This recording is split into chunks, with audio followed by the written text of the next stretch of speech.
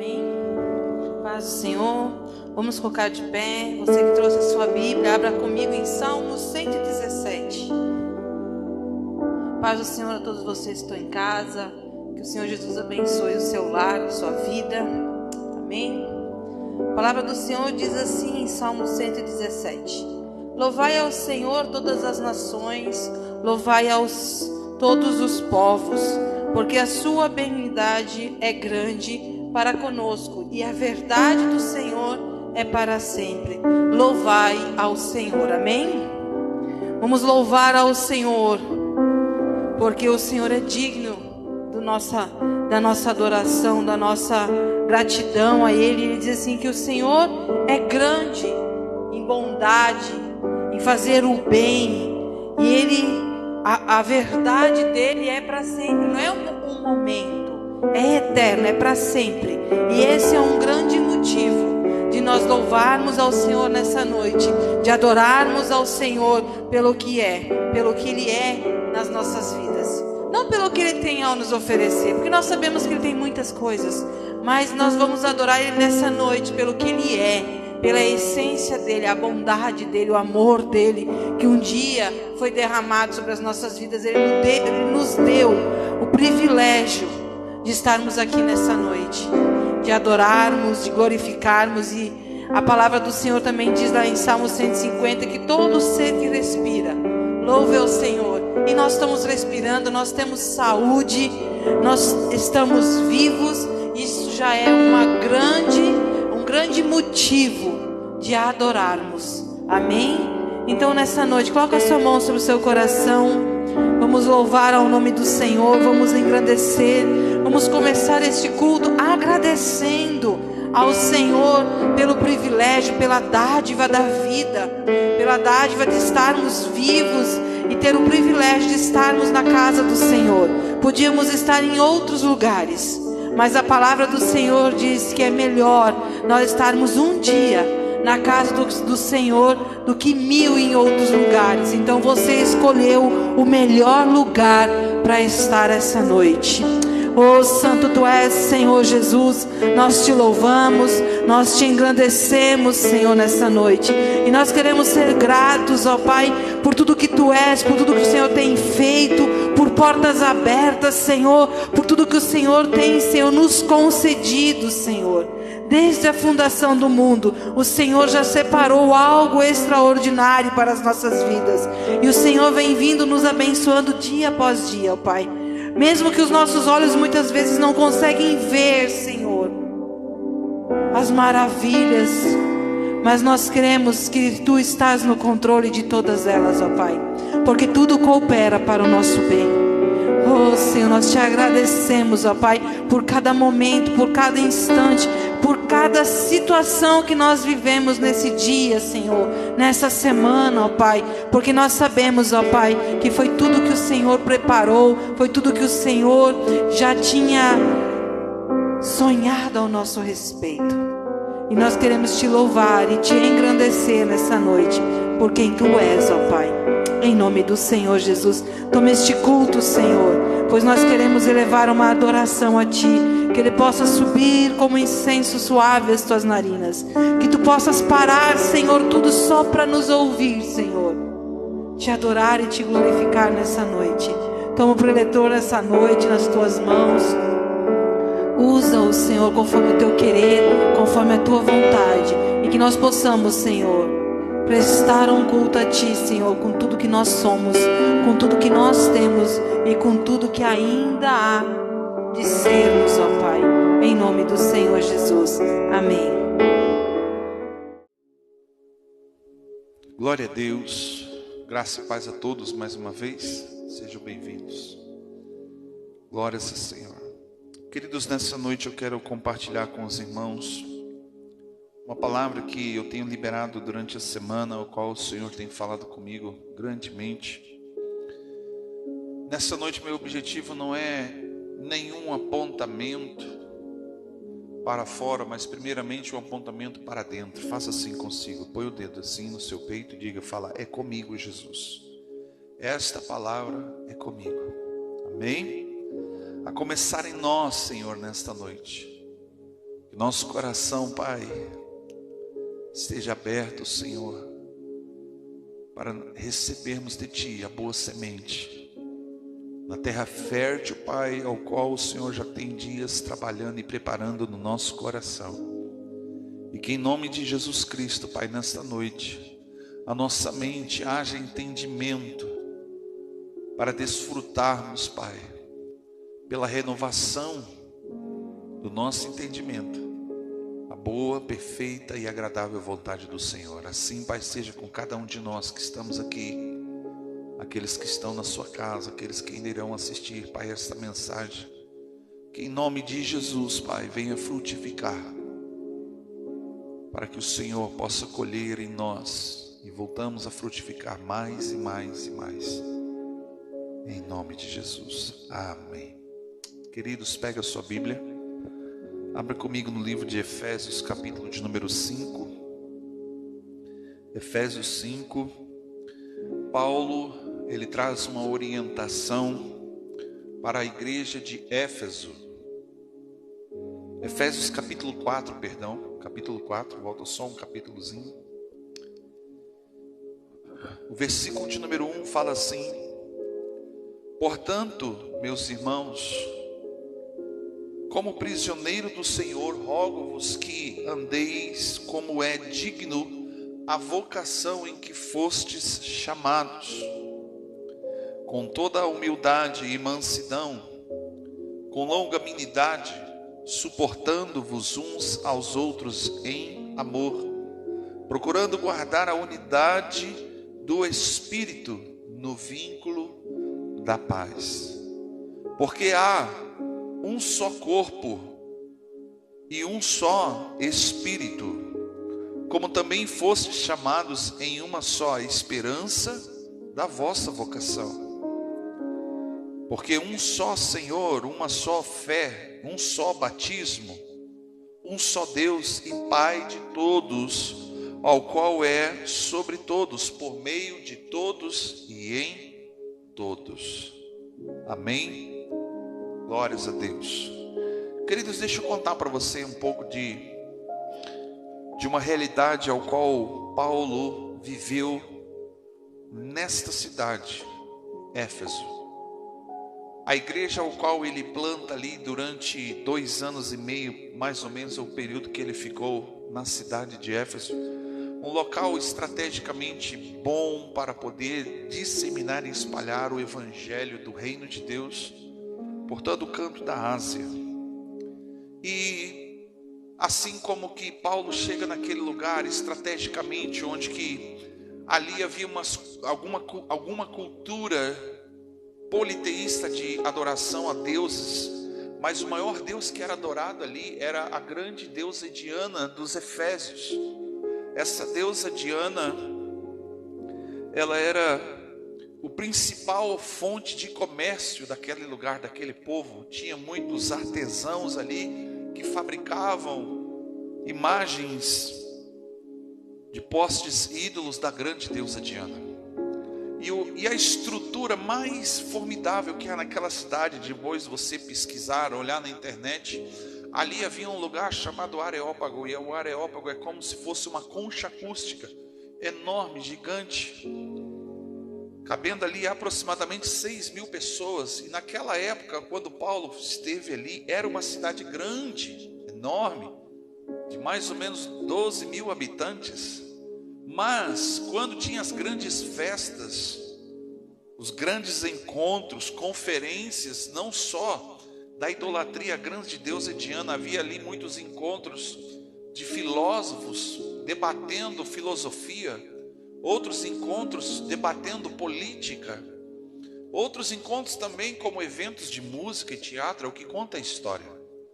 E aí chega Paulo neste lugar onde que as pessoas, além de peregrinarem, irem até aquele lugar para adorar a estátua da grande deusa Diana ali, Paulo, sendo cidadão romano, porém judeu também, ele tinha dupla cidadania, ele estrategicamente ele não vai direto ao ponto, mas ele começa provavelmente procurando uma sinagoga de judeus, e ele entrando ali em algum dia em um culto como esse que você está hoje, sentou e ouviu a mensagem da Torá, a mensagem do Antigo Testamento. Alguém estava ensinando a lei, havia ali alguns resquícios, do judaísmo, os fariseus. E aí quando termina aquela reunião, onde que um sacerdote compartilha uma palavra, ele lê, e é interessante que todo local onde que era compartilhada a palavra, ao momento que eles fossem ler a Torá, todo mundo se punha de pé em respeito, mas na hora de se assentar, até quem ensinava se assentava. Por quê? Havia uma cultura que aquilo que é importante, que precisa ser ensinado, deve se sentar. Por quê? Porque a forma com que se ensina sentado é sem pressa, sem afobação, sem ansiedade de falar muita coisa. Talvez a gente possa aprender alguma coisa com isso. No momento onde que nós sentados, após lermos em pé a palavra de Deus, possamos alcançar alguns objetivos profundos e íntimos na vida de pessoas. Mas nós estamos falando de cultura. E Paulo, quando termina um culto, uma reunião desta, alguém chega para ele: a paz do Senhor, meu irmão, tudo bem? Como que é o seu nome? Ele diz: eu sou Paulo, sou de Tarso. Aí pergunta para ele: você é filho de quem? Meu pai é romano, minha mãe é judia. E quando ele começa a mencionar e falar um pouco da sua vida, de onde que ele veio, parece uma cultura como a gente chega aqui no Rio Grande do Sul, no ano de 1995, as pessoas olhavam para a gente e elas não reconheciam e perguntavam: quem é você? De quem tu é? Qual o teu sobrenome? Da onde você veio? E não diferente perguntaram para ele: você estudou com quem? Por de fato ser um judeu, então provavelmente você deve ter estudado com algum rabino, com algum mestre, algum doutor da lei. E aí Paulo ali tinha uma carta na manga. Ele anuncia, não orgulhosamente, mas ele fala de uma forma simples. Ele diz: eu estudei aos pés do grande Gamaliel. Gamaliel era um dos maiores doutores da lei que havia naquela época, um homem de renome internacional, conhecido por todos os lugares a respeito da lei. E naquele momento, imagina a pessoa que perguntou, sendo alguém, um auxiliar da igreja, da sinagoga, ou até mesmo um sacerdote, olha para ele: uau, então nós precisamos aprender com você. Nós queremos dar a oportunidade para que você venha e compartilhe aquilo que você tem aprendido com o grande Gamaliel. E ali Paulo começa a receber de maneira gloriosa da parte de Deus, porque há momentos na Bíblia que a gente não sabe definir quando, mais ou menos, mas Paulo ele fala assim, por exemplo: uma grande porta se me abriu, uma porta eficaz, ele diz, que vai surgir algo grandioso. Muitas vezes, querido, quando Deus nos chama, nos envia para um projeto, para um propósito, nem sempre nós sabemos como que vai ser o término. A gente apenas sabe que vai, buscamos a direção de como que iniciar algo, e no meio do caminho Deus vai revelando, no meio da jornada, as coisas que vão vindo às nossas mãos para fazer, como diz a palavra: tendo tu a capacidade de fazer, faça. E Paulo, o objetivo dele era de espalhar o evangelho do reino de Deus, para que todos fossem alcançados pela salvação por meio da graça. Amém? Fala assim para o seu irmão: a salvação, ela é pela graça, mas por meio da fé. Ou seja, se você perguntar para qualquer pessoa, elas têm fé, uma fé natural de acreditar também em alguma coisa. Até o ateu, ele acredita em alguma coisa, ele acredita que não existe alguma coisa, mas de fato Paulo recebe ali a oportunidade e ele começa a ministrar.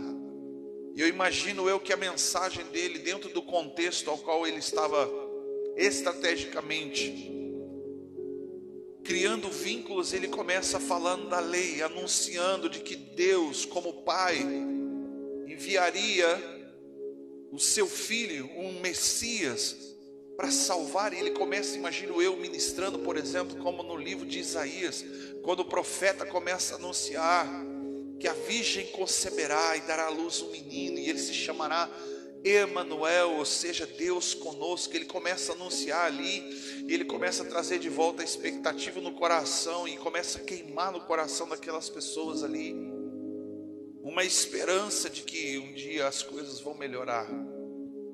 E quando a gente olha para esse contexto, Paulo chega um momento, por estratégia, ele começa a anunciar que este Filho de Deus veio. E as pessoas, como assim? Quem é? Nós queremos conhecer. Aí ele começa a contar a história de Jesus de Nazaré, o Cristo, ao qual os judeus rejeitaram, o crucificaram, que morreu, mas ao terceiro dia ressuscitou. E ele começa a dizer: e eu tive um encontro com esse homem. Quando eu vinha no caminho para Damasco, eu estava a perseguir o seu povo, perseguir a sua igreja, mas ele veio ao meu encontro, e ele disse comigo: Saulo, Saulo, por que me persegues? E ele começa a testemunhar do encontro. Imagino eu que ele começa a testemunhar daquilo que ele havia acabado de receber. Naqueles primeiros momentos, quando ele conta que ele ouviu uma voz pelo meio do caminho, ele ficou orando 3 dias, querido, fala comigo, 3 dias. 3 dias Paulo estava orando, e mesmo cego, porque quando ele viu a glória de Deus, a Bíblia lá conta a história que ele ficou cego. Mas ele ouviu uma voz, aquela voz que chamou ele, e aquela voz que chamou deu uma visão mesmo sendo cego. Ele via um profeta que vinha até ele, orava, ministrava, impunha as mãos sobre ele e o curava. E ele começa a contar esse testemunho, e é de grande importância, de grande valia. E a Bíblia diz que essa história fez com que muitas pessoas se convertessem, muitas pessoas fossem alcançadas por meio da salvação, do Evangelho, ao qual Paulo gasta um tempo em ficar ali naquele lugar, ensinando, batizando, ministrando, por meio de sinais, prodígios, maravilhas. Coisas extraordinárias provavelmente aconteceram ali. E a coisa que é mais extraordinária é que quando ele pregava, ele anunciava o Evangelho, as pessoas conforme aceitavam a Jesus, se entregavam para Jesus. A Bíblia diz que elas eram batizadas no Espírito Santo, naquele momento. E fala assim, eles entregavam suas vidas para Jesus e logo eram cheios do Espírito Santo. É tão maravilhoso quando você vê o reino de Deus avançando. Mas chegou um momento onde que, quando ele começa a anunciar, no meio de fariseus, que Jesus, o Cristo, que havia sido rejeitado pelos fariseus e crucificado pelos romanos, a pedido dos fariseus, a pedido dos judeus, Paulo começa a arrumar um problema. E este problema a gente pode se chamar de religiosidade. O espírito da religiosidade faz com que as pessoas comecem a rejeitar a verdade, faz com que as pessoas queiram, por causa do ego, por causa do orgulho, por causa da vaidade, querer aparecer mais do que Cristo. O evangelho puro e simples já não é mais o suficiente, precisa acrescentar, precisa inventar, precisa enfeitar o evangelho. Paulo começa a arrumar problemas. Sabe o que ele faz? Ele para de pregar nas sinagogas e agora ele aluga o Areópago. E ali ele começa debatendo filosofia com os filósofos da época, mas ele trazia uma filosofia da Bíblia. Como pensa Deus a respeito da salvação, da cura, da misericórdia, do perdão. E chega um momento onde que os habitantes daquele lugar, outros povos, outras pessoas, peregrinos que iam até aquele lugar, começaram a se incomodar, porque os artesãos se reuniram. Diz a história que os artesãos se reuniram porque eles estavam perdendo dinheiro, porque as pessoas estavam se convertendo e eles não vendiam mais.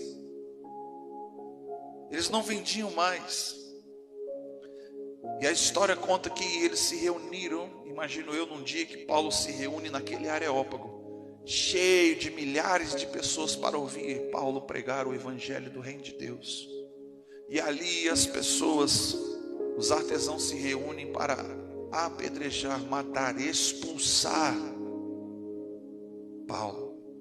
A história conta, a Bíblia fala que ele sai daquele lugar correndo. Vamos usar na linguagem de hoje, Paulo sai dali fugido abaixo de pedrada, chute, porrada, como diz lá para cima, lá, tiro, porrada e bomba. Ele sai fugido, e quando ele se estabelece em outro lugar, aí ele envia uma carta de volta para aqueles que permaneceram, para aqueles que são remanescentes em Cristo. E ele chama este povo do caminho, não de cristão, mas ele chama aqueles que eram salvos por Cristo. Ele fala: meus irmãos, eu, Paulo, prisioneiro do Senhor, eu rogo-vos para que vocês vivam dignamente na vocação de que vocês foram chamados. Essa é o alerta que eu quero trazer para a igreja brasileira nessa noite. Fala para o seu irmão assim: eu faço, põe a mão no seu peito e fala assim: eu faço parte da igreja brasileira. Eu faço parte da igreja que vai morar nos céus. Amém? Pela fé você crê, amém? Então eu estou falando para as pessoas certas. Quando Paulo começa a anunciar da maneira digna de se viver, ou seja, as pessoas estavam começando a ter conflitos umas com as outras, e o objetivo é que Paulo manda enviar essa carta, principalmente o capítulo 4, ele está falando de uma maneira saudável de se conviver um com os outros, porque ele havia sido ensinado de como que é ser igreja e não como fazer igreja. E a maior referência que Paulo tinha de como ser igreja era a igreja de Atos capítulo 2. A igreja que se reunia, que havia conexão, que congregava. Tudo que eles faziam, eles estavam juntos. Tudo momento onde que eles iam comer juntos. Eles dormiam juntos, eles caminhavam pelas ruas juntos, eles iam para o culto juntos. Tudo era em comum, diz o texto. Mas para que você possa ser um, fala para o seu irmão: eu preciso ser um com você e com Cristo. Nós precisamos ter o mesmo posicionamento ao qual nós somos chamados. Se, por exemplo, eu fizer uma pergunta para você que está em casa: qual é a sua opinião acerca do que a igreja deve fazer ou que ela deve deixar de fazer? Cada um de vocês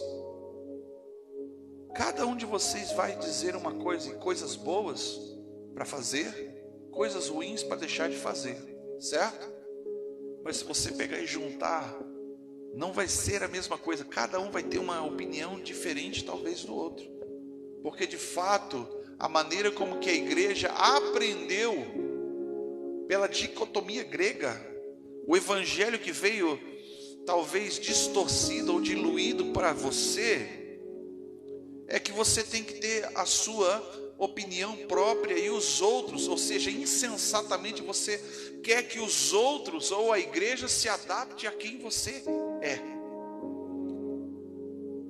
Ou se de forma simples, humilde, ao qual o evangelho nos traz, por meio do amadurecimento pela palavra de Deus, ela diz que nós, na verdade, temos que nos humilhar. Nós temos que ser, quanto mais maduros, simples e humilde somos. O objetivo, a ideia seria essa. Mas nós estamos vivendo uma igreja diferente, uma igreja muito parecida com a parábola das 10 virgens.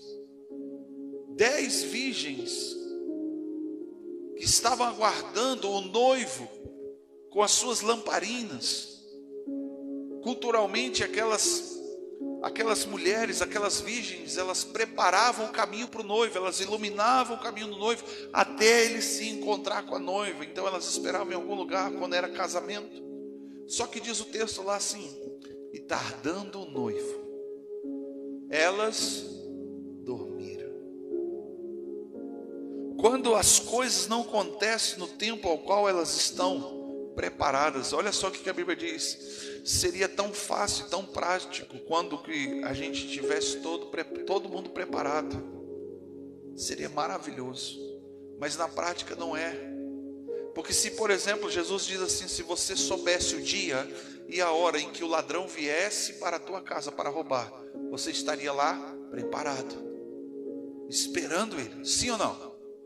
Ou seja, ninguém faça a madrugada, a noite toda, alerta, esperando que alguém venha roubar a sua casa. Você confia, né? Você fecha lá com a sua chave, a sua porta da sua casa, fecha a janela, confia que nada vai acontecer. Mas se nós soubéssemos, estaríamos preparados esperando, sim ou não? E a Bíblia diz que aquelas 10 virgens, o texto fala que o noivo tardou, ele demorou para vir, e elas dormiram, todas elas dormiram. A representação daquelas virgens não é a igreja, porque a igreja é a noiva. Fala para o seu irmão: as virgens não é a igreja. As virgens são os que trabalham, os que servem o noivo, são aqueles que preparam o caminho do Senhor. João Batista, ele fala assim, como amigo do noivo: eu quero que ele cresça e que eu diminua. Ou seja, o objetivo daqueles que servem a Cristo, a igreja que serve a Cristo, é preparar o caminho do Senhor até ele se encontrar com a noiva. E você observa que metade das virgens, metade da igreja, do povo da igreja, estava sem algo a mais, mas todas estavam dormindo. E o fato delas estarem dormindo é por causa do tempo. Eu, desde criança, queridos, eu ouço a volta de Cristo. E isso tem me feito caminhar no temor, não com medo, a minha vida inteira. Mesmo quando eu estava desviado, longe dos caminhos do Senhor, afastado de Deus por quase 2 anos e meio, eu ainda orava por mim na terceira pessoa. Eu falava assim: Deus, livra o Guilherme, que se ele morrer agora, ele vai para o inferno. Se tu voltar, ele já vai para o inferno. Eu falava assim. Mas observe uma coisa: quando soa a trombeta, alguém anunciando, aí vem o noivo, elas despertam, todas elas despertam. Elas acordam, se colocam de pé. Imagina aquela correria, confusão, né, irmão Jorge? Aquela bagunça, aquela coisa. Cadê? Me prestem fósforo para acender aqui a lamparina. E de repente 5 acendem as suas lamparinas. E a Bíblia chama essas 5 de prudentes. As outras que não tinham azeite extra ou azeite a mais, elas pedem para que tinham: me dá um pouco do seu azeite. Lembre que na Bíblia, a Bíblia fala que azeite, ela representa a unção, o óleo representa a unção. Elas foram para quem tinha a unção a mais e pediram: nos dá um pouco mais da sua unção, para que a gente possa acompanhar e preparar o caminho do Senhor. E elas respondem assim: não, jamais faremos isso. Porque as outras 5, a Bíblia fala que elas eram insensatas. Outras versões dizem que elas eram loucas.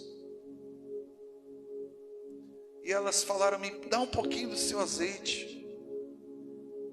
As outras 5 falaram assim: vai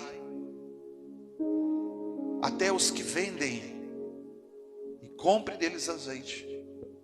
para que não venhamos nós dar para vocês e nos faltar para todo o trajeto, todo o caminho ao qual nós precisamos completar até entrar com o noivo naquele grande dia.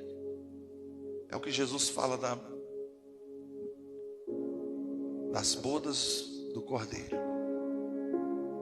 Observe uma coisa, queridos, nós estamos vivendo esse tempo onde que a igreja brasileira como um todo dorme. Isso é um fato. Há momentos quando a gente começa a ouvir uma voz, uma trombeta, alguém dizendo, assim diz o Senhor. Aí vem o noivo, Jesus está voltando. Volta a soar dentro da gente um alerta. Uma sirene toca dentro da gente. Eu preciso acordar, eu preciso me levantar, eu preciso estar preparado porque o noivo está vindo. Eu preciso ter algo a mais porque ainda tem uma jornada, tem um caminho a ser feito. E a gente desesperadamente começa a correr atrás das coisas. Mas olha só, Paulo olha para esse povo que fica em Éfeso. Após a sua partida, ele começa a orientar, queridos, vocês precisam viver dignamente da vocação em que vocês foram chamados para serem uma igreja madura. Fala para o seu irmão, uma igreja madura é aquela que sabe conviver uns com os outros e em Cristo elas são uma só. E quando a gente começa a olhar esse contexto de ser uma igreja só, já começa pelo fato de que no Brasil existem talvez hoje centenas ou milhares de denominações. Algumas são endemoniações, outras são denominações. Mas você começa a ver um reino dividido, e Jesus diz que o reino dividido ele não subsiste. Ou seja, cada um defende a sua placa, cada um defende a sua tribo, cada um defende a sua teologia, cada um está defendendo o seu pasto, o seu rebanho, aquilo que as pessoas estão construindo para si e não para o reino. Você começa a entrar na internet, você vê pastores debatendo teologia um com o outro, querendo dar uma lição de moral mais do que o outro. Pastores que estão se intrometendo em lugares onde que não foram chamados, não tem nem chamado para estar ali, e estão batendo boca sobre teologia, sobre filosofia. Mas esses caras que estão hoje aqui no nosso país fazendo isso, não são Paulo, não é Paulo, não é um homem que subiu ao terceiro céu e viu coisas inefáveis que não são dignas de serem anunciadas ao homem. Não são pessoas que um dia compreenderam, como está escrito lá em Romanos capítulo 7, que publicamente anuncia e diz, olha, o que eu estou fazendo eu não entendo, eu quero fazer mas não consigo, o que eu estou fazendo que é o pecado, eu não consigo controlar, porque aquilo que eu quero fazer, que é bom, que é pelo Espírito, eu não estou conseguindo fazer, mas o pecado, eu consigo fazer. E ele está publicamente anunciando as suas fraquezas, ele está publicamente abrindo o seu coração e dizendo, ó miserável homem que sou, quem me livrará da morte desse corpo? Ele reconhece que a situação de um homem, por causa do pecado, é a morte de fato. Ele diz que o pecado que tão de perto o rodeia, ele não está falando de coisas que estão acontecendo, que ele está vendo ali próximo dele, ele está falando do pecado que está palpável, na pele, na carne. Mas ele amadurece. Fala para o seu irmão assim, amadurecimento faz parte do crescimento, e sem amadurecimento não tem colheita. Você já viu plantar e querer colher sem esperar o fruto amadurecer? O que você vai comer? Você já comeu banana verde? Dá para comer?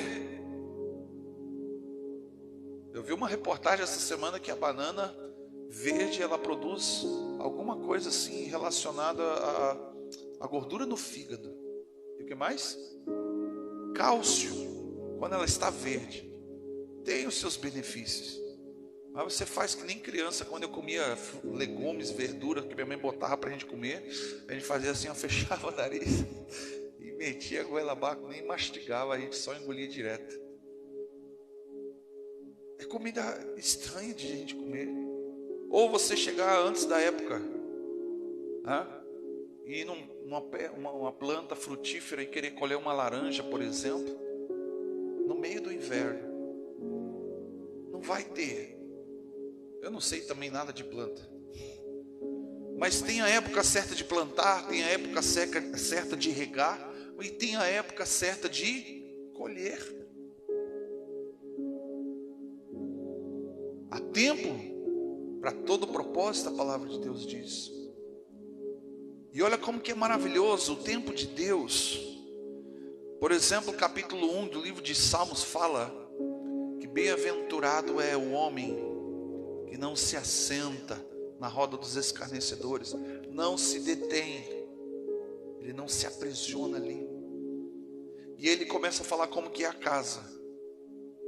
E ele começa depois a falar como que é a esposa. E olha que interessante que ele diz que a esposa, ela é como uma árvore frutífera que está junto a ribeiros de águas. Mesmo estando no lugar certo, ela só vai frutificar no tempo certo. Porque lá ele diz assim, porque na estação certa ela dá o seu fruto. No tempo certo. Amadurecimento faz parte. Quando eu olho Paulo ensinando e falando sobre amadurecimento, ele está dizendo que é gradativo, ou seja, dia após dia, e progressivo. Vai elevando em níveis cada vez maiores. Eu conversava com um homem esses dias, e ele disse para mim assim: como que é difícil conversar com pessoas, não só dentro da igreja, mas principalmente fora, que não tem o mesmo pensamento, que não tem o mesmo entendimento que você. São culturas diferentes. Eu olhei para ele e falei assim: olha, meu querido, eu acho que eu mais ou menos estou entendendo o que você está querendo dizer. Você não está se encaixando com o lugar, o ambiente social, secular ao qual você está inserido, mas a Bíblia nos diz que quanto mais maduro formos, Paulo fala assim que nós temos que ter paciência com os mais fracos. Ele não está falando de força, mas ele está falando os fracos de mente. Pessoas que têm uma mentalidade fraca. Eu falei para ele, a Bíblia nos instrui que a gente tem que ter paciência. Paulo, outra hora, ele diz assim: eu me fiz de louco para ganhar os loucos. Era um homem extremamente sábio, mas ele se faz de louco. Ele se faz desentendido em algum momento, ao qual estrategicamente vai gerar um objetivo, e o propósito sempre está em Deus. E eu falei para ele assim: meu irmão, quanto mais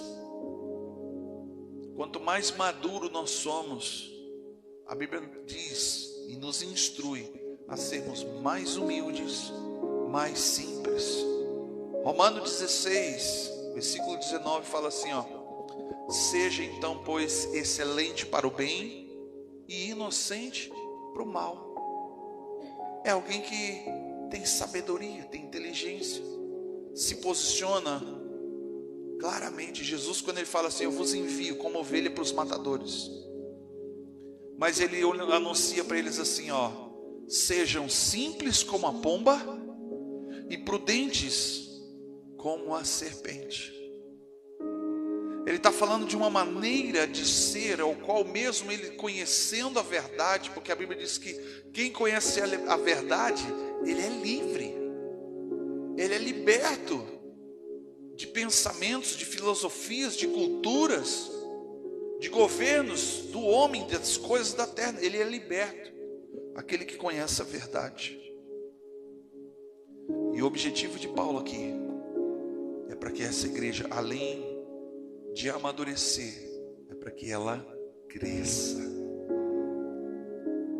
Uma igreja que cresce no reino é uma igreja madura.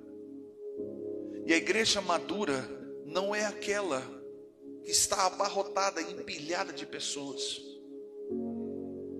Houve reformas ao longo do tempo na igreja.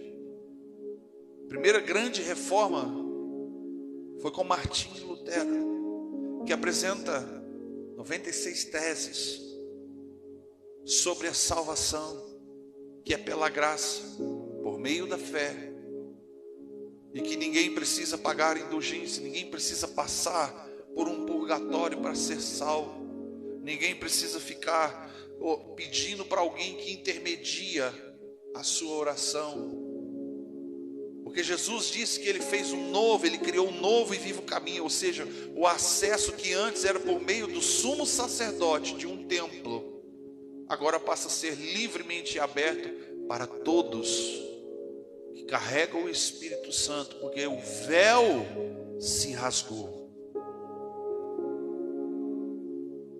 Foi aquela profecia ao qual chegou e deixou todos os fariseus, Caifás, Anás, revoltadíssimos com Jesus, e eles decidiram, não, agora nós vamos matar mesmo esse cara, porque ele está dizendo que em 3 dias ele vai destruir o templo, e em 3 dias ele vai fazer tudo novo. Eles estavam entendendo que a estrutura, fala para o seu irmão, a estrutura não é a igreja, a estrutura serve a igreja. E a igreja é eu e você.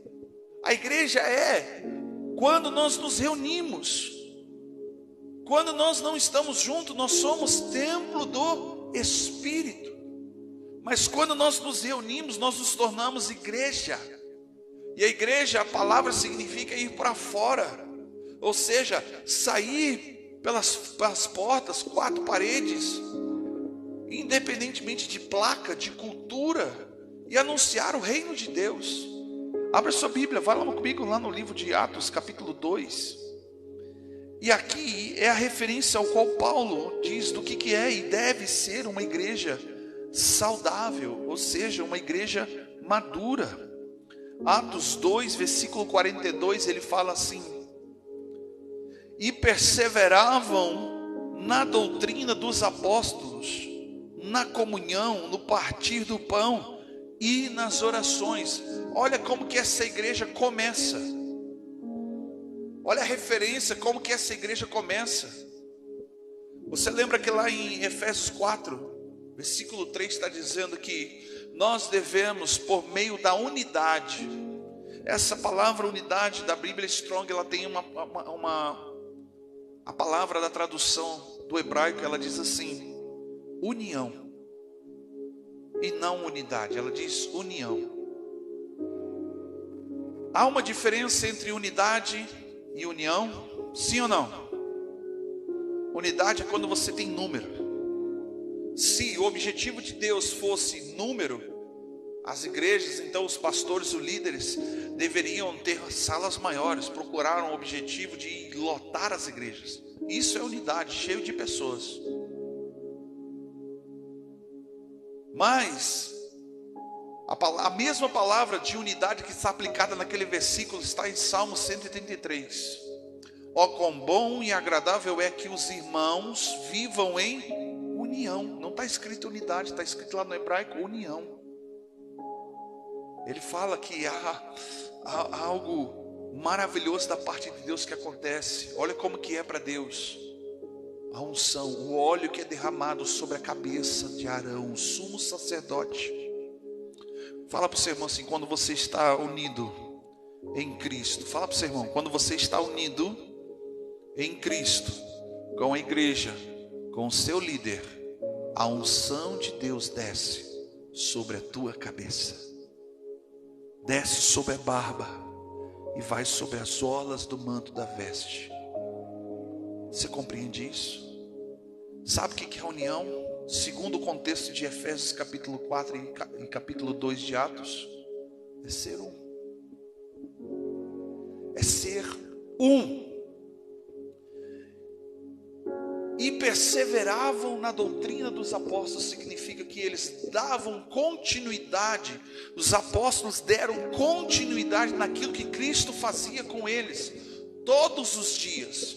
Não era mais 12 ou 7 vezes, 3 vezes por ano, como que era costume dos judeus, de ir ao templo cultuar, mas todos os dias Jesus trazia para perto os discípulos, ensinava, comia com eles, dormiam ali, todos no mesmo lugar, no mesmo ambiente. Cada momento, no meio do caminho, no trajeto de algum lugar, eles passavam e viam alguma coisa, e ali sempre saía um ensinamento. Sempre Jesus estava ensinando com a realidade e o contexto diário do convívio com eles. Então eles deram continuidade, diz o versículo 42, na doutrina que Jesus ensinava, na comunhão, ou seja, conexão. Fala com o seu irmão, conexão. Sabe como que é conexão? Aqui embaixo, aqui, ó, depois no final do culto você vem ver, tem uma mala preta aqui, tem uma caixinha lá, e tem uma outra mochila aqui. Só passar aqui você vai ver assim, ó, tem um monte de cabo. Tem um monte de cabo de áudio, de vídeo, tem ali, ó, um monte de cabo, tem um monte de cabo guardado. Se você pegar e olhar e eu perguntar assim, para que serve isso? Se eu falar para você, meu irmão, pega esse sacola aqui, ó, leva para você, faça bom uso. Você vai olhar e vai dizer assim, para que serve isso? E se eu disser para você assim, ó, aí tem cabo de áudio e aí tem cabo de vídeo, fica melhor, fica mais fácil, sim ou não? Mas você vai lá pegar, tem pelo menos aí uns 10 a 12 tipos de cabo de áudio, de vídeo, fora os adaptadores que tem ali, ao qual eu posso pegar uma conexão que é diferente. Por exemplo, ali tem P10, a mesa não tem P2. Precisa de um cabo que uma ponta tenha um P10 e na outra tenha P2 para mim, por exemplo, mandar o sinal de áudio lá para a transmissão. Ah, mas serve qualquer cabo? Não, por quê? Porque o telefone que recebe a informação, ele não aceita qualquer tipo de cabo. Ah, não é o P2 não, então qual é? É o P3, porque manda áudio e vídeo. É uma confusão, parece uma confusão, mas cada coisa ali serve para um propósito, serve para um objetivo. Olha aqui que Paulo fala, por exemplo, em 1 Coríntios capítulo 11, a partir do versículo 25, quando ele fala sobre a ceia, ele está falando sobre o corpo de Cristo. Quando a gente fala sobre o corpo de Cristo, nós estamos falando da igreja. Ele diz, é por isso que há muitos dentre vós que dormem, que estão doentes, porque não discernem o corpo de Cristo, ou seja, não sabe qual é a sua função na igreja. Essa igreja que Jesus dá o exemplo e que os apóstolos dão continuidade. Não discernir o corpo, ou seja, não entende, não quer receber a doutrina, não quer ter comunhão, não quer ter conexão. Eu falo isso para a igreja brasileira. A conexão, muitas vezes, ela acontece por interesse. Sabe como? A gente ouviu um testemunho de uma irmã, um irmão que a gente tem como membro na outra igreja. E outro tempo ele estava numa igreja que o culto só acontecia, a reunião dos irmãos era só no domingo, mas durante a semana eles se reuniam em células. E o pastor orientou ele quando ele chegou na igreja para que ele fosse na célula mais próxima da casa dele. E para a infelicidade daquele irmão, a célula que era mais próxima da casa dele era uma célula de pessoas culturalmente, socialmente mais elevado. E o irmão, ele não era pobre, mas era simples, humilde. E a esposa não conseguia ir participar junto com ele porque ela trabalhava em horários diferentes. E aí então ele ia para a célula sozinho, as filhas ficavam com a avó, e todo final de reunião tinha aquela confraternização. É coisa boa, não é verdade? Terminar um culto com confraternização é a melhor coisa que tem. Hã? Aleluia, tem que fazer isso aqui, não é verdade? E aí olha o que acontece. De fato, Jesus, os maiores ensinamentos que Jesus deixou para os discípulos foi quando ele trouxe para a mesa para comer. Amém? Aleluia. E olha só o que aconteceu com aquele irmão. Um dia, naquela célula ao qual ele frequentava, foram fazer uma confraternização mais sofisticada, foram fazer um churrasco. E cada um tinha que pagar para ajudar R$50. Para a realidade daqueles irmãos era super tranquilo. Mas para aquele irmão que não tinha, ele chegou rapidamente para o líder e disse assim: eu não vou. Eu não vou porque eu não tenho para mim, quem dirá para minha esposa e para os meus filhos. E o líder disse para ele: não, vamos dar um jeito, vem. Nós damos um jeito, eu pago o seu. Aí ele tal. E aí quando ele foi recebido na porta pela esposa do líder, que não sabia da realidade, quando ela entra pela porta, a primeira coisa que ela faz, ela estende a mão e ela quer o dinheiro para pagar a festa. E aí ele disse: eu não tenho. Aí o esposo vem: não, já está resolvido. E quando ele entra com a esposa e com as duas filhas, ele ouve uma frase assim: além de não pagar, traz a família toda e os filhos. Hã? Como? Além de não pagar, traz a esposa e a recaiada. Como que ficou o coração desse irmão? Ele desviou. Ele saiu da igreja. Foi um processo trazer esse irmão de volta. É a pergunta que eu faço: essa igreja é uma igreja saudável? Eu não estou falando da placa, da denominação. Eu não estou falando das 4 paredes que eles se reúnem no domingo. Eu estou falando você. Eu ouvi um homem falando que é sobre o caráter cristão. A nossa nação, por exemplo, você vai ver que é uma coisa simples. Se tombar um caminhão de frutas, de alimento, de carne, o que as pessoas fazem? Deixa o cara que está lá todo atravessado, todo machucado, dentro da cabine lá, esgualepado, como diz o gaúcho, sofrendo, não só corre saquear a carga. É assim ou não é? Você vai em alguns grupos, algumas igrejas, bêbado, mendigo não entra pela porta, porque lá na porta tem uma orientação. Aqui só entra rico, empresários, só entra pessoas que vão contribuir, só entra pessoas que vão dar crescimento para essa igreja. Ontem eu fiquei indignado, uma indignação santa. Conversando com o pastor Bira, ele me mandou uma mensagem falando de um documento, e eu falei para ele assim: olha, não entendi, foi nada que você falou aqui. Dia 27, que tem que esperar não sei o quê, que está a reforma da igreja. Eu falei: pai, tu está falando o quê? Que eu não estou entendendo nada. Ele diz: não, o documento chegou, o documento que vem de Portugal, graças a Deus, amém? Ele falou assim: chegou e eu tenho que pegar na casa do fulano que está reformando a igreja, que eles mudaram de local. Ele deu detalhes para eu poder entender. Mudaram a igreja de local, eles foram para uma sala maior, melhor.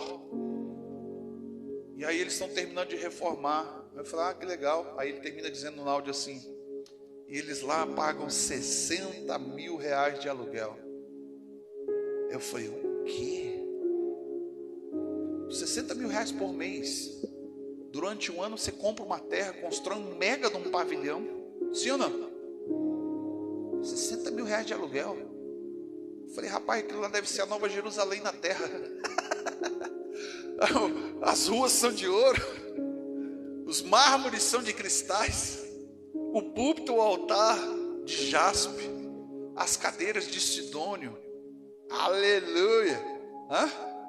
Você entra naquele lugar assim, a glória de Deus te pega lá na porta. Com todo respeito, eu conheço aquele casal de pastores, amo eles. E aí eu achei muito interessante a resposta que meu pai deu. Ele diz assim: Guilherme, tem gente que não tem sabedoria, não amadureceu o suficiente para poder viver o evangelho puro e simples. E aí faz essas coisas assim, para agradar a homens. Aí eu falei com a Fabiana assim: eu vou mandar meu currículo para lá. Porque se eles pagam isso de aluguel, imagina quanto que não deve entrar naquela igreja. Mas aí a Fabiana disse: por que eles não investem numa igreja missionária como a nossa? E eu falei, a gente começou dizendo no carro: quantas igrejas a gente abriria, Jorge, Salete? Quantas igrejas a gente abriria no mínimo aqui na Serra? Pelo menos 20. Pelo menos 20 igrejas, dada a realidade ao qual nós temos aqui. Pelo menos 20 igrejas. Faz a diferença no reino de Deus, sim ou não?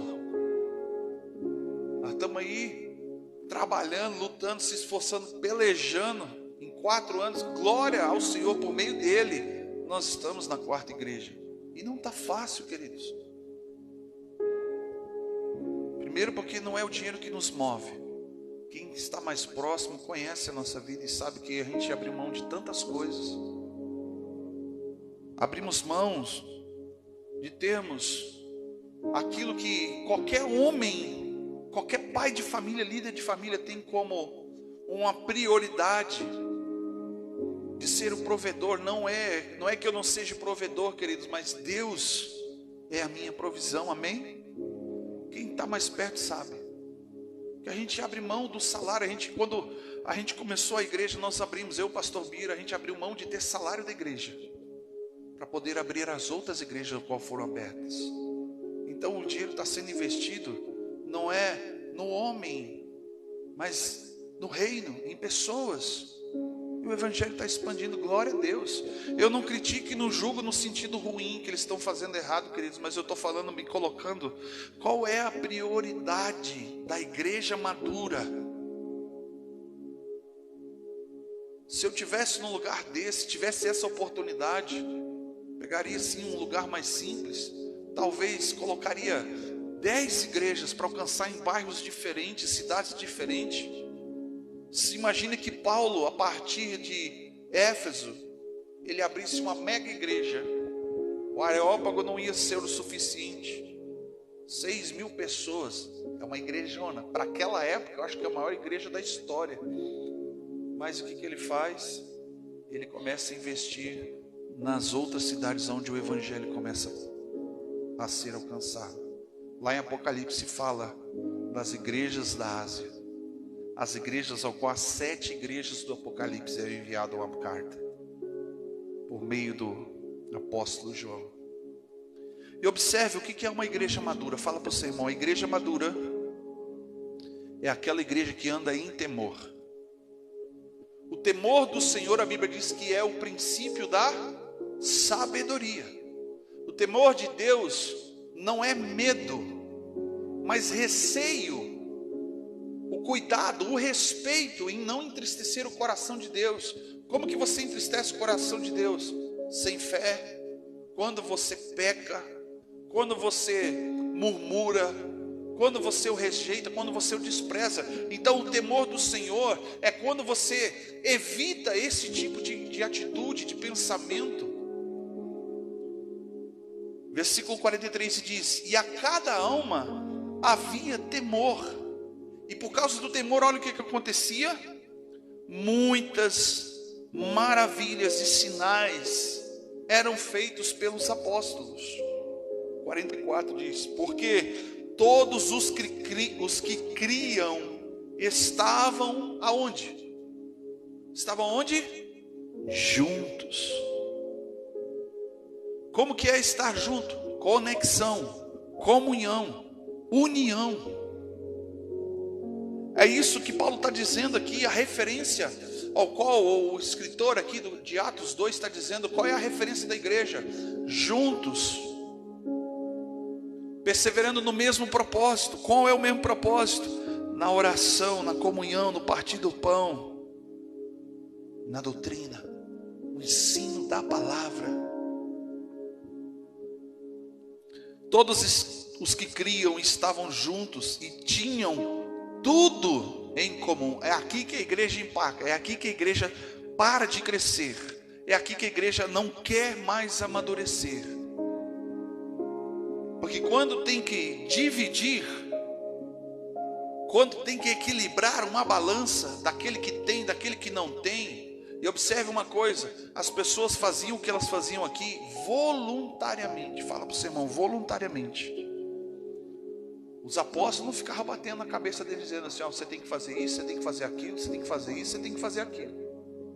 Eles apenas oravam, ministravam a palavra, operavam os sinais, prodígios e maravilhas. E por causa do temor, as pessoas voluntariamente faziam o que diz aqui o versículo de número 45. Vendiam as suas propriedades e bens e repartiam com todos segundo a necessidade de cada um. Os que tinham, os que eram mais prósperos, os que eram mais ricos, olhavam e viam a desigualdade social, e eles começavam agora a prática da justiça. Aquele que não tem o que comer agora vai ter o que comer. Aquele que não tem o que beber vai ter o que beber. Aquele que não tem onde morar vai ter um lugar para morar, vai ter uma cama. Aquele que não tem uma cadeira ao qual ele possa sentar ou que ele possa comprar, que foi o que aconteceu lá na Reforma Protestante. As pessoas tinham que comprar uma cadeirinha, um lugar dentro da igreja para ir morar no céu. Tinha que pagar indulgência. Os reformadores da igreja na Europa bateram nessa mesma tecla, principalmente em Efésios capítulo 4. O vínculo da paz. Ele estava falando de que as pessoas voluntariamente entendiam o que devia fazer. E essa é a maior dificuldade da igreja brasileira. Sabe por quê? Porque a igreja bíblica, ela faz o que ela sabe que deve fazer.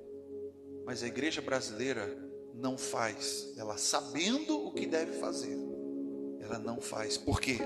Tem que dividir. Tem que botar a mão no bolso. Tem que vender alguma coisa, tem que perder alguma coisa.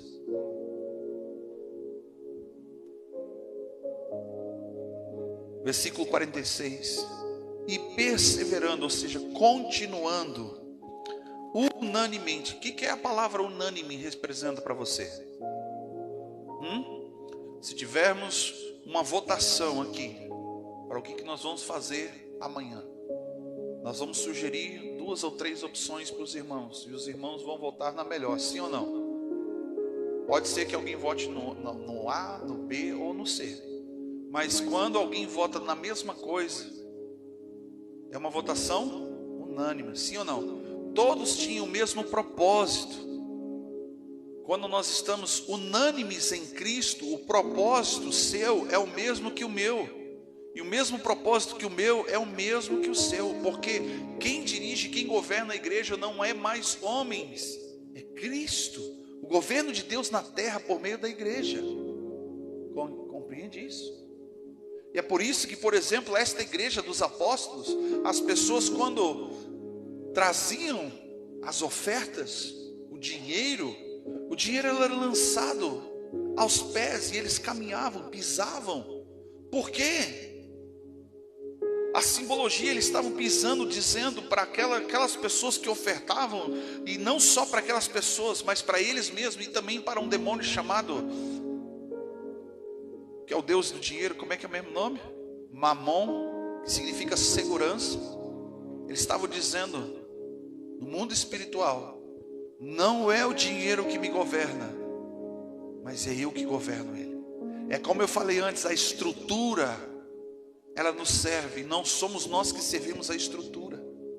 Porque se de fato eu fosse servir a estrutura, querido, eu ia procurar a maior sala dessa cidade, eu ia colocar o melhor som, a melhor iluminação, o melhor telão, as melhores luzes do púlpito, os melhores músicos, aleluia, o melhor equipamento, as melhores ovelhas, fala assim comigo, as melhores ovelhas, porque para manter essa estrutura eu tenho que ter as melhores ovelhas, aquelas ovelhas gordas. Não é esse o objetivo pelo qual Jesus morreu numa cruz. Enquanto que nós vemos aí igrejas cheias, como diz o jargão que está muito enfadado na internet, igreja cheia de pessoas vazias. Nós vemos igrejas vazias, mas cheia de Deus, cheio de fé, cheio de perseverança, cheio de esperança. Uau! Eu vou falar para você nessa noite, eu acho que eu estou no lugar certo. Pergunta para o seu irmão, você acha que você está no lugar certo?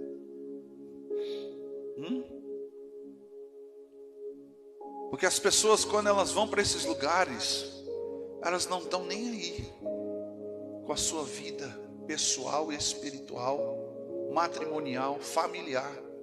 A maioria das vezes elas querem resolver o seu problema financeiro, em primeiro lugar, e depois a sua vida sentimental. E o resto é só empurrar com a barriga. Esquece que tem ministério. Esquece que tem que abandonar a velha carnalidade do pecado, a velha vida carnal. As pessoas esquecem, porque é cômodo. Olha, um tempo atrás eu e a pastora Fabiana fomos responder um questionário. Impressionante aquele questionário.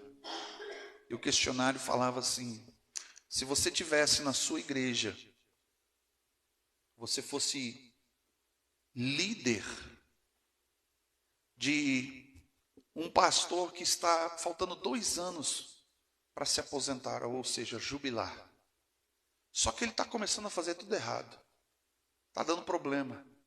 E aí vieram um casal e vieram falar contigo: olha, se vocês não resolver, não tirar esse homem, 20 famílias vão sair da igreja.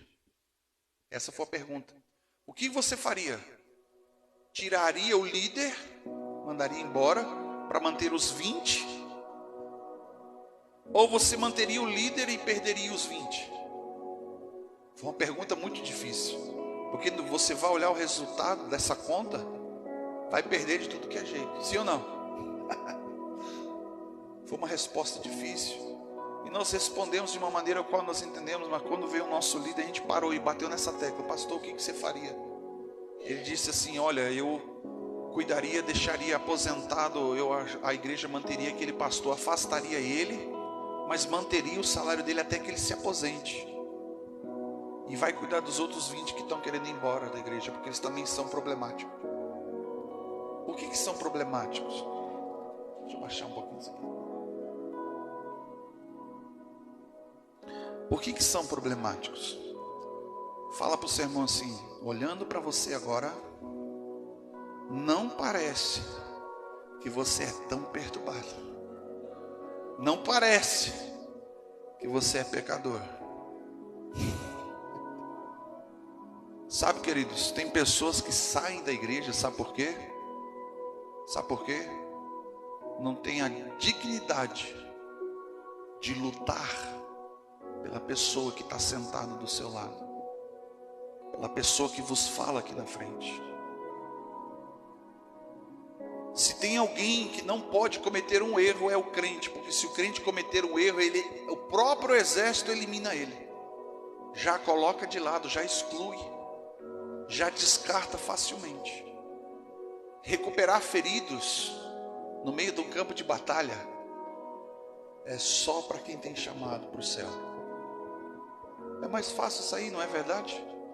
Vamos para a igreja outra lá. Eu ouvi alguns dias aí, poucos meses atrás, alguém dizer para mim assim: pastor, eu estou saindo da igreja porque lá na outra igreja não tem fofoca, não tem confusão, não tem problema, e lá tem palavra. Eu falei assim: uau, minha irmã, me diz onde é que é essa igreja que eu preciso ir para lá congregar.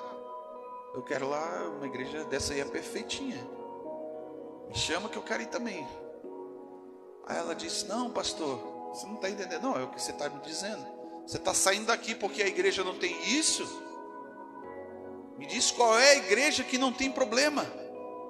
Eu quero ver o pastor que vai aparecer na televisão ou na internet dizendo: a minha igreja é perfeita, aqui tem as ovelhas todas saudáveis, maduras, sem nenhum problema, ninguém se morde, todo mundo está vivendo essa igreja de Atos. Uau! Então todo mundo correr para lá, porque lá é o lugar perfeito. Mas observe uma coisa, queridos, essa igreja aqui que Paulo menciona lá em Éfeso, essa igreja que está sendo mencionada no capítulo 2, em algum lugar no Brasil, aqui em Garibaldi, aqui na Serra, em algum lugar no mundo, ela só não está reunida. Ela só não está reunida. Em algum lugar, em algum momento, esta igreja, como a Bíblia fala no Antigo Testamento, que o remanescente, aquele que permanece na doutrina, fala para o seu irmão assim: você precisa permanecer na doutrina, na comunhão, no partir do pão, na oração e no temor. Em algum momento a igreja brasileira vai abrir os olhos para isso. Uau, quando isso acontecer, querido, não tem governo, não tem rei, não tem governador, não tem presidente, não tem facção que não vai se dobrar diante do Cordeiro de Deus. A Bíblia fala que quando isso acontecer, todo o joelho se dobrará. Esta igreja, ela está em construção, está no processo de amadurecimento.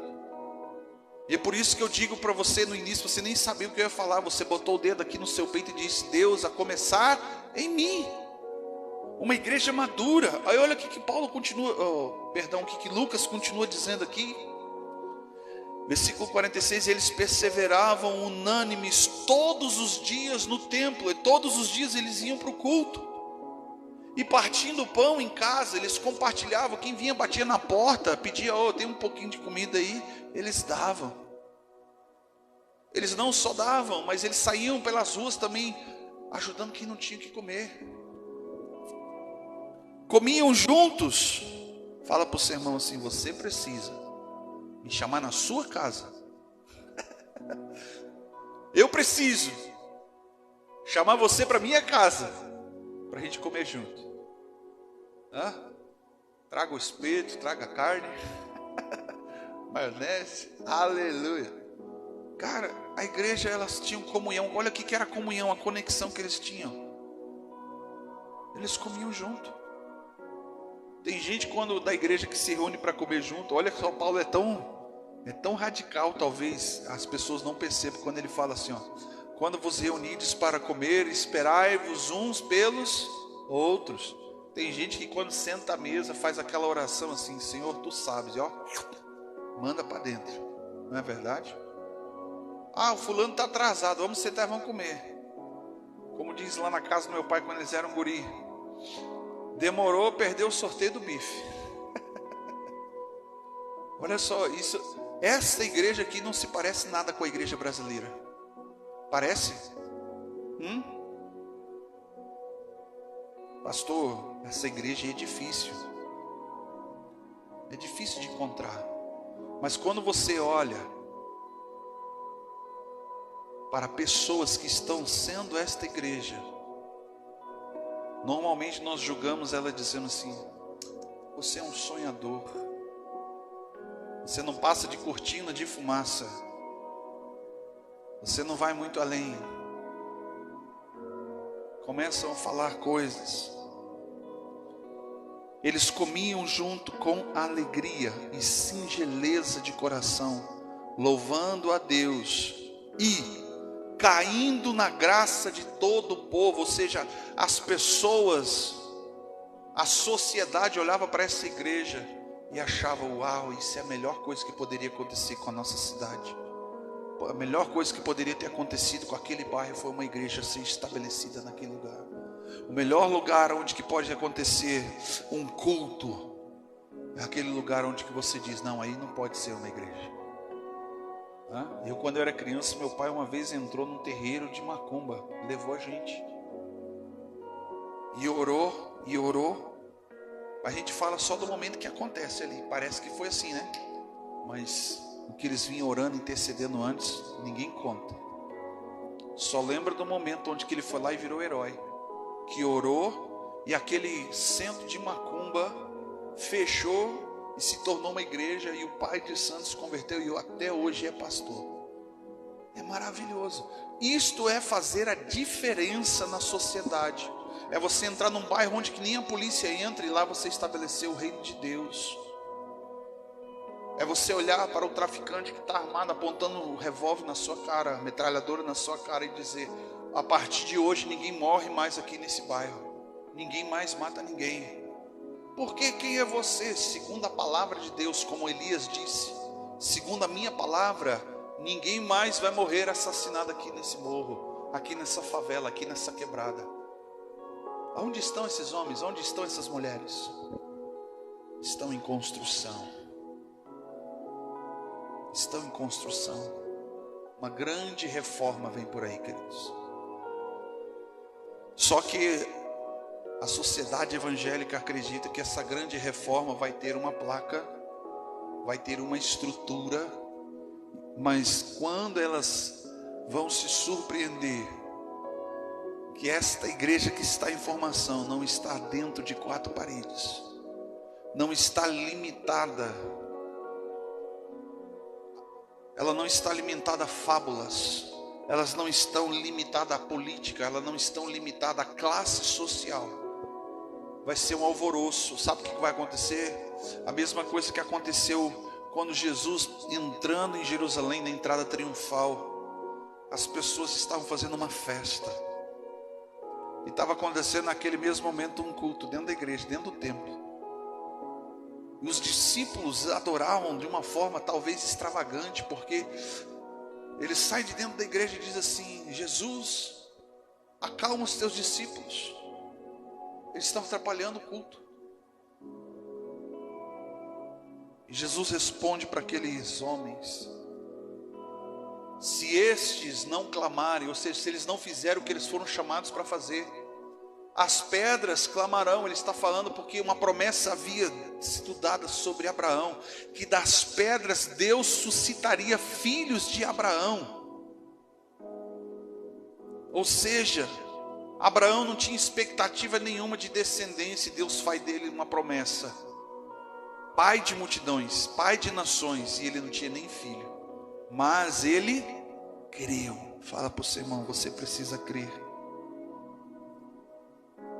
E as pessoas olhavam para essa igreja e diziam: que maravilha, era isso que faltava para essa cidade, era isso que faltava. E olha só, e por causa disso, de uma igreja relevante, uma igreja saudável, o final do texto diz assim: e todos os dias Deus acrescentava a esta igreja aqueles que iam sendo salvos.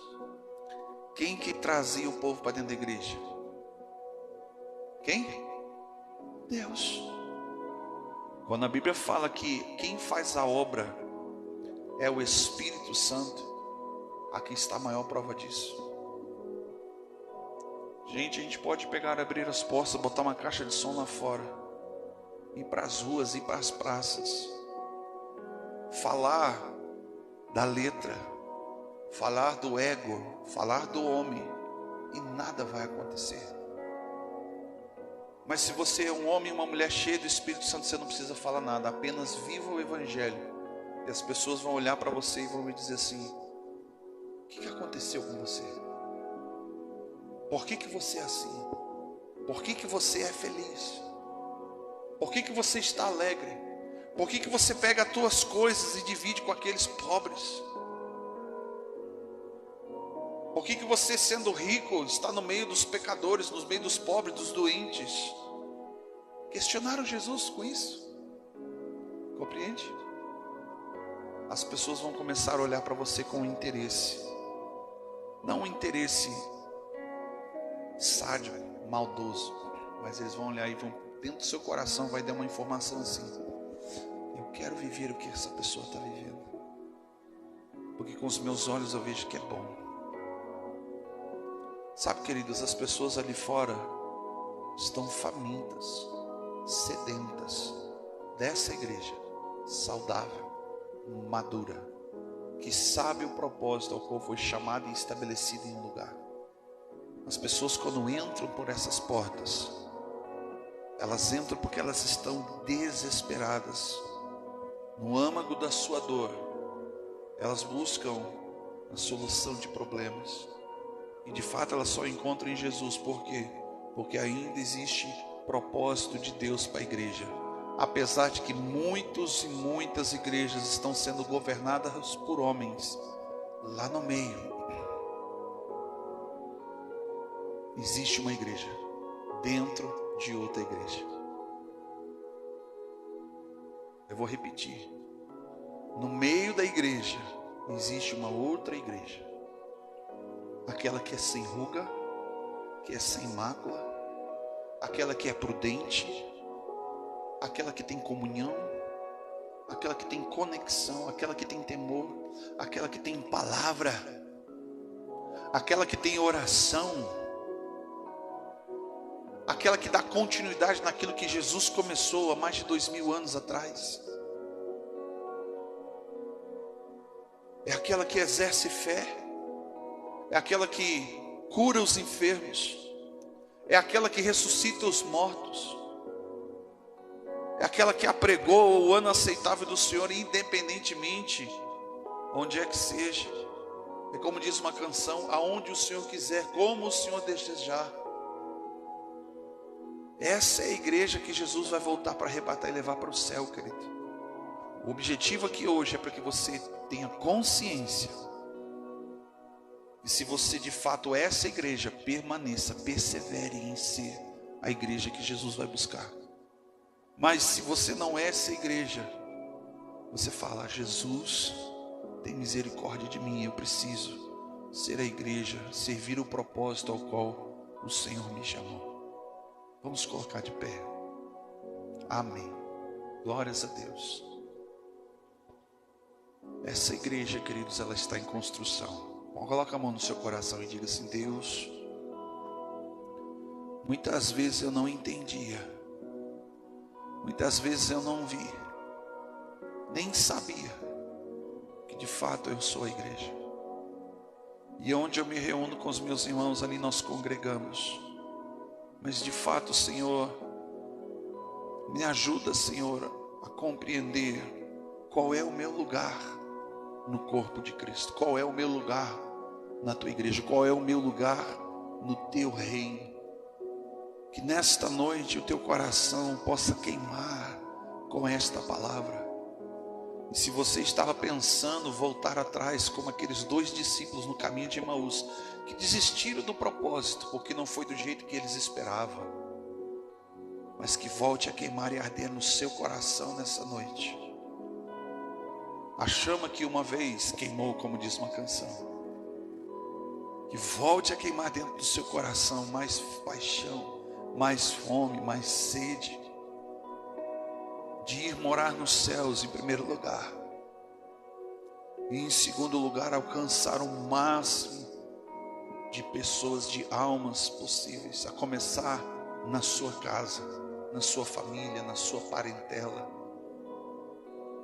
no seu círculo de amizade, e das pessoas que você não conhece, principalmente aquelas que a sociedade julga não serem dignas, aquelas que a sociedade julga não serem merecedoras, aquelas que as pessoas não querem ir atrás delas porque são perigosas, e por aqueles lugares onde que a gente diz: não, Deus não está ali, de fato Ele está lá esperando. Que nós possamos ser a igreja de portas abertas, não aquela igreja que está com a porta fechada, como fala as cartas da igreja do Apocalipse, que Jesus estava na porta ali, batendo e dizendo: alguém por favor abra para mim poder entrar, eu quero fazer parte do culto. Se vocês estão cultuando o meu nome, eu preciso entrar nesta igreja, eu preciso entrar dentro de você. E a Bíblia diz que quando ele entra, a primeira coisa que ele faz é trazer para a mesa. Ele prepara uma mesa. Eu entrarei, cearei com ele, e ele vai mudar todas as coisas dentro do nosso coração. Sim, enquanto que a gente está fazendo, enquanto que a gente está caminhando por esse mundo afora, levando as boas novas do Cristo, Deus está trabalhando nessa igreja dentro de você. E vai chegar o dia que vai soar uma trombeta, e o seu nome será chamado. O seu nome será chamado, e você vai ouvir. A Bíblia diz que vão estar 2 trabalhando num campo, um será levado. Vão estar 2 fazendo a obra, entre parênteses aqui, entre aspas, fazendo a obra, trabalhando no campo. Um será levado. Vão estar 2 dormindo, como a parábola das 10 virgens, e um será levado. Ai das grávidas, diz o texto, daqueles dias, que estarão esperando um bebezinho no seu ventre. O ventre vai ficar vazio, porque aquela criança que é inocente vai ser levada. mas que no final de toda a história, Apocalipse 20, que o seu nome esteja gravado, escrito no livro da vida. Essa semana eu ministrei uma canção que fala no refrão: vai valer a pena, Senhor. E vai de verdade valer a pena. Porque no dia que nós fecharmos os nossos olhos aqui nesta terra, nós vamos abrir os nossos olhos na eternidade de Cristo. E nós vamos vê-la face a face, olho no olho. Ele vai nos chamar pelo nome, vai enxugar as nossas lágrimas, vai saciar toda a fome e sede de justiça que há dentro de nós, vai tirar toda a dor, e nós vamos entrar na eternidade de Cristo para o adorar como Ele é. Porque assim, pela graça, por meio da fé, escolhemos e fomos escolhidos, chamados e escolhidos para entrarmos na eternidade de Cristo. Pai, muito obrigado, Senhor, porque o Senhor olha para nós, olha para a igreja brasileira, Pai, uma terra seca, mas o Senhor passou pelo Brasil um dia. Como diz uma canção, um dia o Senhor olhou para essa nação e se apaixonou, porque existe, Senhor, pessoas, existe gente, Pai, espalhada por essa terra, esse Brasil afora, que verdadeiramente tem compromisso com os céus, tem temor no coração, e que ama, e que se entrega, e que renuncia, e que carrega a sua cruz, Pai, para estar contigo. E o Senhor nos amou, como diz a canção, de uma forma especial. Colocou sobre a nossa nação as tuas mãos. Se não fosse as tuas misericórdias, Senhor, já teríamos sido consumidos. O Senhor colocou as tuas mãos sobre o Brasil e diz: Brasil, tu és escolhido. Aleluias, Brasil, tu és escolhido.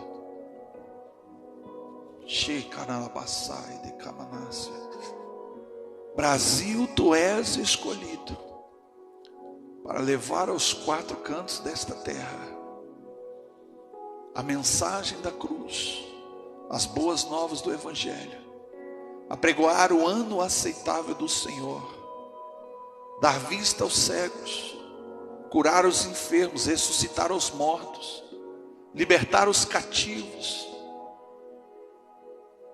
Aleluias. Pai querido, que se cumpra em nós a palavra também de Isaías 35, Deus, que nos lugares secos, nos desertos, o ermo exultará e florescerá como a rosa, e abundantemente florescerá e romperá em cânticos, porque a glória do Líbano se lhe deu, a excelência do Carmelo e do Saron, porque eles verão a glória do Senhor. Há uma promessa de avivamento para você, Brasil. Há uma promessa que a glória do Senhor, que será derramada nos últimos dias, de uma maneira tal, que os jovens profetizarão, os velhos sonharão sonhos. Aleluias, aleluias. Há um grande derramar do Espírito, Pai. E como Jesus clamou sobre Jerusalém, como Ele clamou com os discípulos, dizendo que se Ele não fosse, o Espírito da verdade, o Espírito Santo não viria. E Ele diz: como eu quero que Ele venha. Como nós desejamos, Deus, que o Teu Espírito seja derramado sobre toda a carne, sobre todos os povos, línguas, raças e nações, Pai,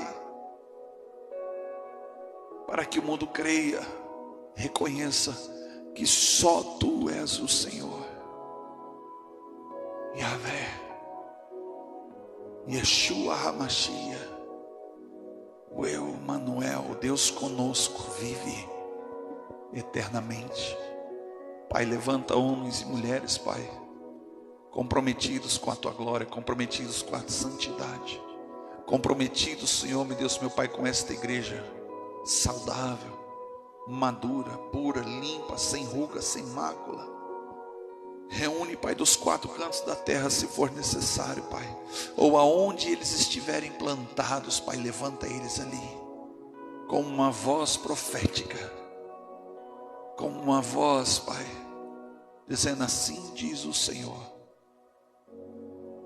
E tudo ao seu derredor se transforma, Pai, porque a tua voz, a tua boca assim o disse. Em nome de Jesus, Pai, leva a tua igreja, Pai, para este lugar. Em nome do Senhor. Amém.